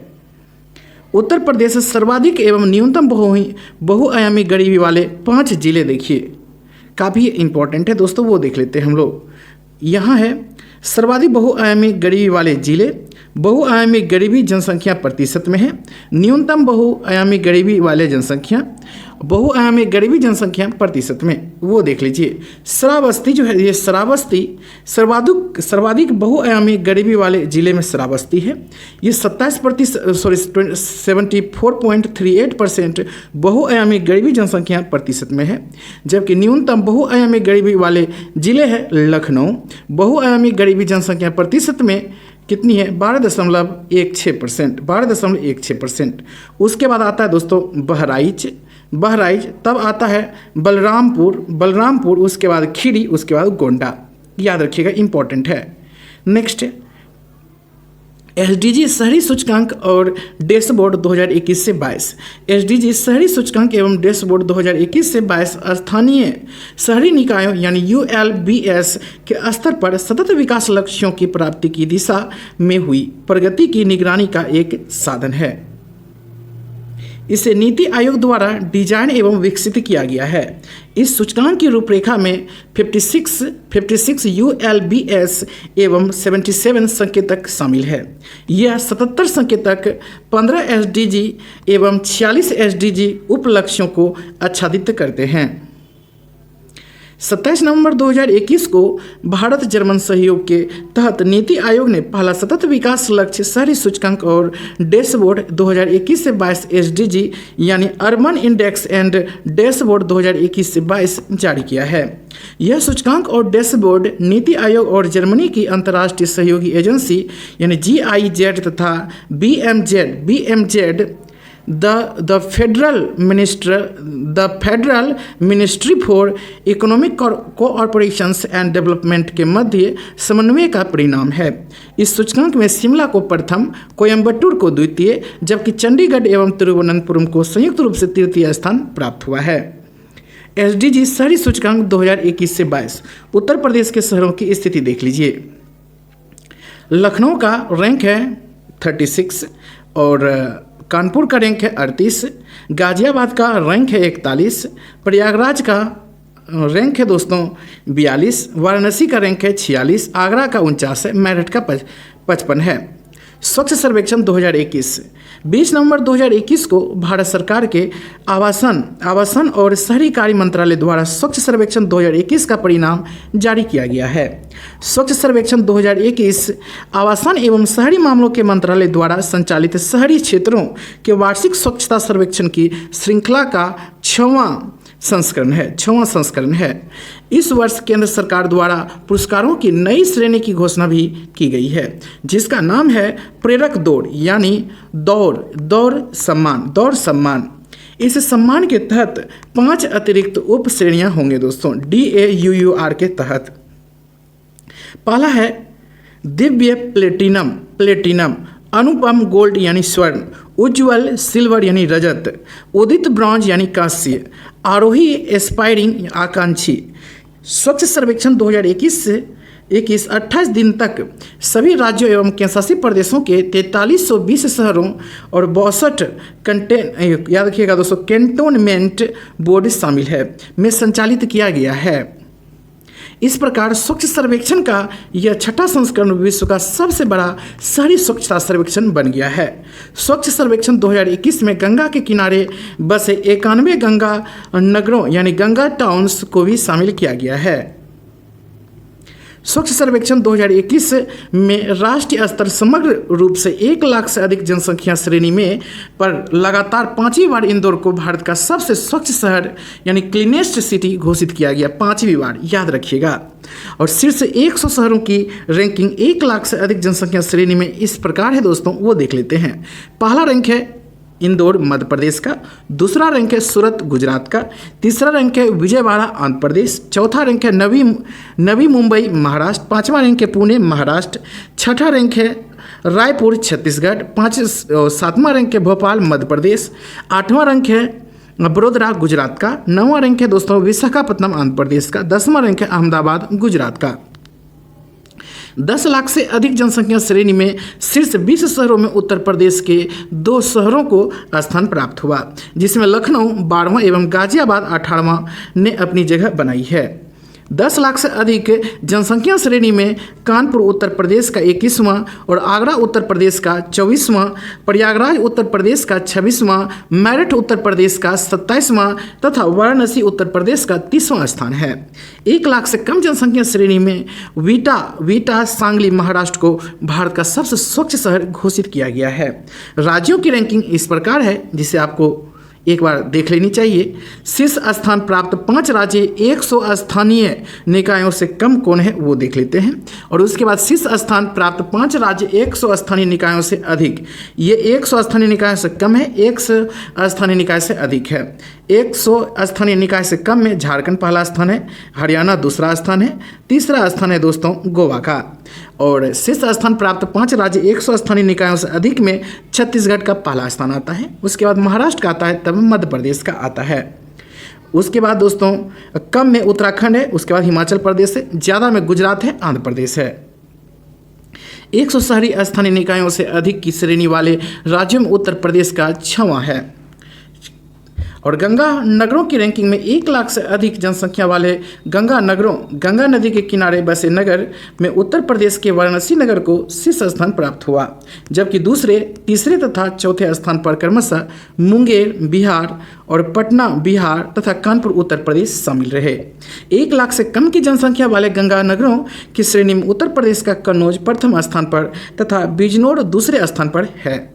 नई प्रदर्शन श्रेणी प्रेरक दौड़ सम्मान के तहत 5 शहरों यथा तिरुपति आंध्र प्रदेश और नई दिल्ली दिल्ली में है, सूरत गुजरात, इंदौर मध्य प्रदेश, नवी मुंबई महाराष्ट्र को दिव्य प्लेटिनम श्रेणी में वर्गीकृत किया गया है।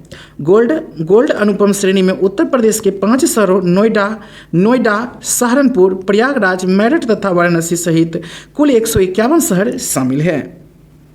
कचरा मुक्त शहरों को स्टार रेटिंग प्रोटोकॉल के तहत देखिए, 20 नवंबर 2021 को कचरा मुक्त शहरों के स्टार रेटिंग प्रोटोकॉल के तहत 3 स्टार और 5 स्टार रेटिंग वाले शहरों के परिणामों की घोषणा की गई है। 3 स्टार और 5 स्टार कुल 9 शहरों यथा इंदौर, सूरत, नई दिल्ली, नवी मुंबई, अंबिकापुर, मैसूर, नोएडा, विजयवाड़ा तथा पाटन को 5 स्टार शहरों यानी 5 स्टार सिटीज के रूप में प्रमाणित किया गया है, जबकि 143 शहरों को 3 स्टार प्रमाण पत्र प्रदान किया गया है।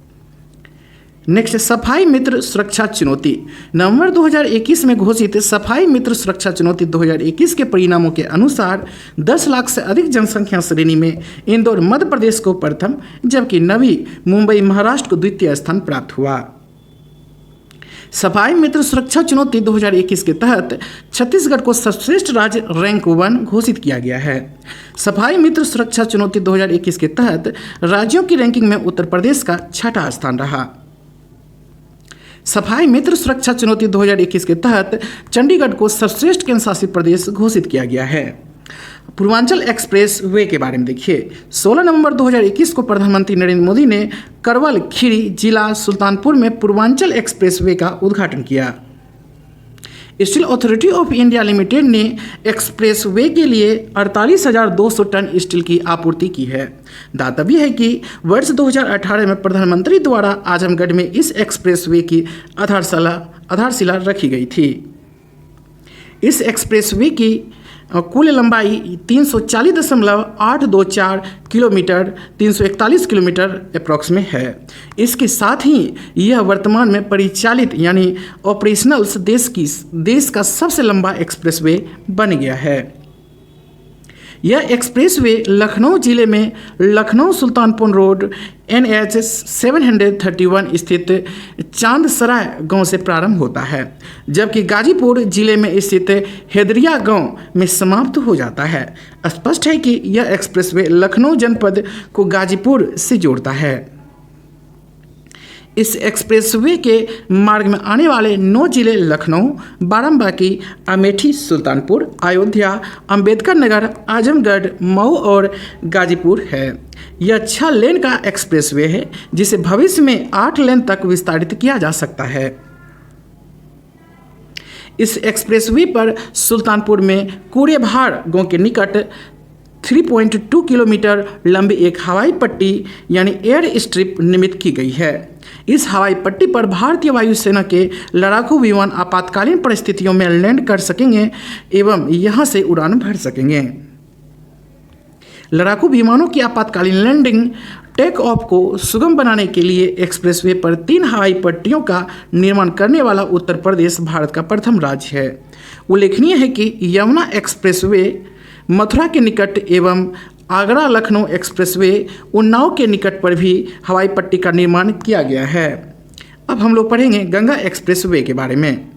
18 दिसंबर 2021 को प्रधानमंत्री नरेंद्र मोदी ने शाहजहांपुर उत्तर प्रदेश में गंगा एक्सप्रेसवे की आधारशिला रखी है।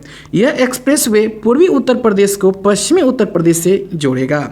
गंगा एक्सप्रेसवे की लंबाई 593.947 किलोमीटर, अप्रॉक्स में कहा जाए तो 594 किलोमीटर है। यह एक्सप्रेसवे 6 लेन का है, जिसे भविष्य में 8 लेन तक बढ़ाया जा सकता है। यह एक्सप्रेसवे मेरठ जिले के बिजोली गांव NH 334 से प्रारंभ होकर प्रयागराज जिले के जुरापुर दांडू गांव पर समाप्त होगा। उत्तर प्रदेश एक्सप्रेस वेज औद्योगिक विकास प्राधिकरण UPEIDA इसके निर्माण की नोडल एजेंसी है। यह एक्सप्रेसवे उत्तर प्रदेश के 12 जिले कौन कौन है वो देख लीजिए। मेरठ, हापुड़, बुलंदशहर, अमरोहा, संभल, बदायूं, शाहजहांपुर, हरदोई, उन्नाव, रायबरेली, प्रतापगढ़ और प्रयागराज से होकर गुजरेगा। शाहजहांपुर में इस एक्सप्रेसवे पर 3.5 किलोमीटर लंबी हवाई पट्टी का निर्माण किया जाएगा। गंगा एक्सप्रेसवे परियोजना की अनुमानित लागत 36,200 करोड़ रुपये भूमि लागत सहित है। पूर्ण रूप से निर्मित होने के पश्चात गंगा एक्सप्रेसवे उत्तर प्रदेश का सबसे लंबा एक्सप्रेसवे बन जाएगा। इस एक्सप्रेसवे के साथ एक औद्योगिक गलियारे यानी इंडस्ट्रियल कॉरिडोर का निर्माण भी प्रस्तावित है। इस एक्सप्रेसवे के निर्माण से औद्योगिक विकास, व्यापार, कृषि, पर्यटन आदि क्षेत्रों को बढ़ावा मिलेगा। इससे क्षेत्र के सामाजिक आर्थिक विकास को भी प्रोत्साहन मिलेगा। स्मार्ट पुलिसिंग सूचकांक 2021 नवंबर 2021 में भारतीय पुलिस फाउंडेशन यानी IFP ने स्मार्ट पुलिसिंग सूचकांक 2021 से जारी किया। यह सूचकांक भारतीय पुलिस फाउंडेशन द्वारा किए गए राष्ट्रव्यापी सर्वेक्षण पर आधारित है। इस सर्वेक्षण में 29 राज्यों एवं केंद्रशासित प्रदेशों को शामिल किया गया है। यह इस श्रृंखला का पहला सर्वेक्षण है। स्मार्ट पुलिसिंग सूचकांक का निर्धारण स्मार्ट पुलिसिंग स्कोर के आधार पर किया गया है। स्मार्ट पुलिसिंग स्कोर को 1 से 10 के पैमाने पर मापा जाता है। 1 से 10 के पैमाने पर 10 का स्कोर उच्चतम नागरिक संतुष्टि तथा 0 का स्कोर न्यूनतम संतुष्टि को प्रदर्शित करता है। सूचकांक में निम्नतम स्कोर बिहार को प्राप्त हुआ है। सूचकांक में दिल्ली को 12वां, उत्तराखंड को 15वां, हरियाणा को 18वां और राजस्थान को 22वां, मध्य प्रदेश को 23वां तथा उत्तर प्रदेश को 28वां स्थान प्राप्त हुआ है। अब हम लोग पढ़ेंगे IPF स्मार्ट पुलिसिंग सूचकांक 2021। IPF स्मार्ट पुलिसिंग सूचकांक 2021 में देख लीजिए रैंक पहला स्थान जो है आंध्र प्रदेश का है 8.11% के साथ। दूसरा स्थान है तेलंगाना का, तीसरा स्थान है असम का, चौथा स्थान केरल का, 5वां स्थान है दोस्तों सिक्किम का, 6ठा स्थान है मिजोरम का और 7वां स्थान है गुजरात का, 8वां स्थान है उड़ीसा का, 9वां स्थान है हिमाचल प्रदेश का, 10वां स्थान है पुदुचेरी का और गोवा का स्थान है दोस्तों 11वां, दिल्ली का स्थान 12वां है, तमिलनाडु का 13वां है, इंपॉर्टेंट है सभी को याद रखिएगा, कर्नाटक का 14वां है, उत्तराखंड का 15वां और पश्चिम बंगाल का 16वां है, मेघालय का 17वां है, हरियाणा का 18वां है, त्रिपुरा का 19वां है, जम्मू कश्मीर का 20वां है, महाराष्ट्र का 21वां और राजस्थान का 22वां, मध्य प्रदेश का 23वां, नागालैंड का 24वां, पंजाब का 25वां, झारखंड का 26वां, छत्तीसगढ़ का 27वां और उत्तर प्रदेश का 28वां है। बिहार का सबसे लास्ट 29वां स्थान है। प्रधानमंत्री पोषण शक्ति निर्माण योजना के बारे में अब हम लोग पढ़ेंगे। 29 सितंबर 2021 को प्रधानमंत्री नरेंद्र मोदी की अध्यक्षता में आर्थिक मामलों की मंत्रिमंडलीय समिति ने प्रधानमंत्री पोषण शक्ति निर्माण योजना को मंजूरी प्रदान की है। यह योजना वर्ष 2021 से 22 से वर्ष 2025 से 26 तक 5 वर्ष की अवधि के लिए लागू की जाएगी। इस योजना के माध्यम से सरकारी और सरकारी सहायता प्राप्त स्कूलों में पका हुआ गर्म भोजन उपलब्ध कराया जाएगा। यह केंद्र प्रायोजित योजना कक्षा 1 से लेकर 8वीं तक सभी स्कूली बच्चों को आच्छादित करेगी। इस योजना से देश भर के 11.20 लाख स्कूलों में पढ़ने वाले लगभग 11.80 करोड़ बच्चे लाभान्वित होंगे। यह योजना पूर्व में चल रही मध्याह्न भोजन योजना का स्थान लेगी। प्राथमिक कक्षाओं हेतु प्रति स्कूल प्रति बच्चे के लिए 100 ग्राम तथा उच्च प्राथमिक कक्षाओं हेतु 150 ग्राम खाद्यान्न की आपूर्ति की जाएगी। इस योजना को प्राथमिक कक्षाओं के 11.80 करोड़ बच्चों के अलावा पूर्व प्राथमिक कक्षाओं अथवा बाल वाटिकाओं में पढ़ने वाले छात्रों तक विस्तारित करने का प्रस्ताव है। अब हम लोग पढ़ेंगे राज्य खाद्य सुरक्षा सूचकांक 2020 से 21। 20 सितंबर 2021 को राज्य खाद्य सुरक्षा सूचकांक 2020 से 21 स्टेट फूड सेफ्टी इंडेक्स 2020 से 21 जारी किया गया है। यह सूचकांक भारतीय खाद्य सुरक्षा और मानक प्राधिकरण यानी food safety and standards authority of India FSSAI द्वारा जारी किया जाता है। वर्ष 2020 से 21 का सूचकांक अपने क्रम में तीसरा है। वर्ष 2020 से 21 के सूचकांक में देश के 36 राज्यों संघ राज्य क्षेत्रों को शामिल किया गया है। 100 अंकों में कुल प्राप्त अंकों के आधार पर शीर्ष 3 बड़े राज्य हैं। पहला है दोस्तों गुजरात 72 के साथ, दूसरा स्थान है केरल 70, तमिलनाडु तीसरा स्थान है 64 और छोटे राज्यों में शीर्ष 3 राज्य है। गोवा का पहला स्थान आता है, मेघालय का दूसरा स्थान आता है, छोटे राज्य में मणिपुर का तीसरा स्थान आता है। संघ राज्य क्षेत्रों में शीर्ष 3 है। जम्मू और कश्मीर का पहला स्थान आता है 67 पॉइंट के साथ और अंडमान और निकोबार द्वीप समूह का 61वां स्थान दूसरा स्थान आता है 61 अंक के साथ। दिल्ली का तीसरा आता है 58 अंकों के साथ। सूचकांक में सबसे निम्न स्थान प्राप्त करने वाले राज्य संघ राज्य क्षेत्र मिजोरम है, छोटे राज्यों में 8वां स्थान है। बिहार बड़े राज्यों में 20वां स्थान है। लक्षद्वीप संघ राज्य क्षेत्रों में 8वां स्थान है। इस सूचकांक में बड़े राज्यों में उत्तर प्रदेश प्राप्तांक 59 ने 5वां स्थान प्राप्त किया है। अब हम लोग पढ़ेंगे रेल कौशल विकास योजना। 17 सितंबर 2021 को रेल संचार इलेक्ट्रॉनिक्स एवं सूचना प्रौद्योगिकी मंत्री अश्विनी वैष्णव द्वारा रेल कौशल विकास योजना RKVY की शुरुआत की गई है। रेल कौशल विकास योजना भारत के बेरोजगार युवाओं की रोजगार क्षमता और उद्यमिता बढ़ाने के उद्देश्य से उन्हें विभिन्न व्यवसायों में तकनीकी प्रशिक्षण प्रदान करने के लिए एक कौशल विकास कार्यक्रम है। यह योजना प्रधानमंत्री कौशल विकास योजना PMKVY के तत्वावधान में प्रारंभ की गई है। इस योजना के तहत 3 वर्ष की अवधि में 50,000 युवाओं को प्रशिक्षण प्रदान किया जाएगा। यह प्रशिक्षण 4 ट्रेडों मतलब जैसे इलेक्ट्रीशियन, वेल्डर, मशीनिस्ट और फिटर में प्रदान किया जाएगा। इसमें 100 घंटे का बुनियादी प्रशिक्षण शामिल होगा, 100 घंटे का। और इस प्रशिक्षण हेतु 18 से 35 आयु वर्ग के उम्मीदवार पात्र होंगे। इस योजना के लिए nodal agency Banaras locomotive works हैं। भारत में अपराध 2020 14 सितंबर 2021 को NCRB यानी नेशनल क्राइम रिकॉर्ड ब्यूरो ने भारत में अपराध 2020 शीर्षक से रिपोर्ट को जारी किया, जो इस श्रृंखला का 68वां संस्करण है। यह रिपोर्ट कैलेंडर वर्ष 1 जनवरी से 31 दिसंबर 2020 के दौरान हुए अपराधों को संदर्भित करती है। इस रिपोर्ट के अनुसार भारत में वर्ष 2020 में कुल कितनी, तो वो देख लीजिए, 66,01,285 संज्ञेय अपराध है, यानी दोस्तों कॉग्निजाइबल क्राइम्स है पंजीकरण किए गए, जिसमें 42,54,356 भारतीय दंड संहिता IPC के अंतर्गत तथा 23,46,929 विशेष तथा स्थानीय कानूनों के तहत अपराध दर्ज किया गया है। इस प्रकार अपराधों के पंजीकरण में वर्ष 2019 की तुलना में वर्ष 2020 में 28% की वृद्धि दर्ज की गई है, 28% की। वर्ष 2020 में कुल 50,035 मामले साइबर अपराधों के दर्ज किए गए हैं, जो कि दर्शाता है कि वर्ष 2019 की तुलना में 44,735 मामले में वर्ष 2020 में 11.8% अधिक मामले पंजीकृत हुए। वर्ष 2020 के दौरान महिलाओं के विरुद्ध अपराध के 37 कितनी दोस्तों 3,71,503 मामले दर्ज किए गए हैं, जो वर्ष 2019 की तुलना में 8.3% की गिरावट प्रदर्शित करता है।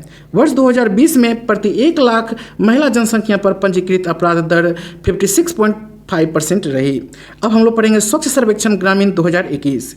9 सितंबर 2021 को स्वच्छ भारत मिशन ग्रामीण चरण 2 के अंतर्गत स्वच्छ सर्वेक्षण ग्रामीण 2021 लॉन्च किया गया।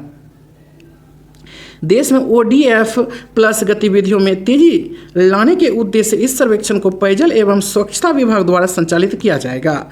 उल्लेखनीय है कि इससे पूर्व स्वच्छ सर्वेक्षण ग्रामीण को वर्ष 2018 एवं 2019 में संचालित किया गया था। स्वच्छ सर्वेक्षण ग्रामीण 2021 मतलब SSG 2021 के अंतर्गत देश भर के 698 जिलों में 17,475 गाँवों को आच्छादित किया जाएगा। SSG 2021 ODF स्थायित्व तथा गांव में ODF प्लस के क्रियान्वयन के मूल्यांकन पर ध्यान केंद्रित करेगा। SSG 2021 में कई नई तत्वों एलिमेंट्स को शामिल किया गया है जो निम्नलिखित है वो देख लेते हैं। पहला है ठोस तरल एवं प्लास्टिक अपशिष्ट का आकलन। दूसरा है मल अपशिष्ट प्रबंधन व्यवस्थाएं। तीसरा मासिक धर्म संबंधी स्वच्छता यानी मेंस्ट्रुअल्स हाइजीन्स पर जागरूकता तथा मासिक धर्म संबंधी अपशिष्ट यानी मेंस्ट्रुअल वेस्ट के लिए प्रबंधन एवं निपटान व्यवस्था किया जाएगा। उसके बाद है सुजलाम अभियान 25 अगस्त 2021 को आज़ादी का अमृत महोत्सव के अंग के रूप में जल शक्ति मंत्रालय द्वारा सुजलाम चैंपियन का शुभारंभ किया गया है। ODF स्थायित्व ODF सस्टेनेबिलिटी एवं गंदला जल प्रबंधन यानी ग्रे वाटर्स मैनेजमेंट हेतु यह एक 100 दिवसीय अभियान है। इस अभियान के तहत निम्न प्रमुख क्षेत्रों पर ध्यान केंद्रित किया जाएगा। 10 लाख सोख्ता गड्ढों यानी सॉक पिट्स का निर्माण होगा। 10 लाख शौचालयों की मरम्मत भी होगी। नई परिवारों तक शौचालयों की पहुंच होगी। यह अभियान देश के गांव में अल्प समय में त्वरित गति से ODF प्लस के दर्जे को प्राप्त करने के उद्देश्य से संचालित होगा। अब इंदौर भारत का पहला जल आधिक्य शहर बना है। 11 अगस्त 2021 को केंद्रीय आवासन एवं शहरी कार्य मंत्रालय ने इंदौर को भारत का पहला जल आधिक्य यानी वाटर प्लस शहर घोषित किया है। वाटर प्लस इंदौर ने स्वच्छ सर्वेक्षण 2021 के तहत देश के पहले जल आधिक्य शहर वाटर प्लस सिटी होने का प्रमाण पत्र प्राप्त किया है।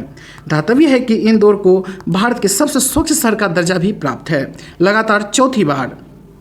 नेक्स्ट NIRF इंडिया रैंकिंग्स 2021 9 सितंबर 2021 को केंद्रीय शिक्षा मंत्री धर्मेंद्र प्रधान ने नेशनल इंस्टीट्यूशनल्स रैंकिंग फ्रेमवर्क के अंतर्गत देश में उच्च शिक्षण संस्थानों की इंडिया रैंकिंग्स 2021 से जारी किया है।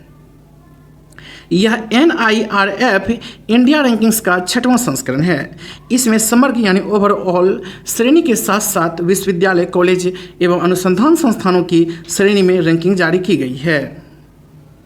साथ ही 7 विभिन्न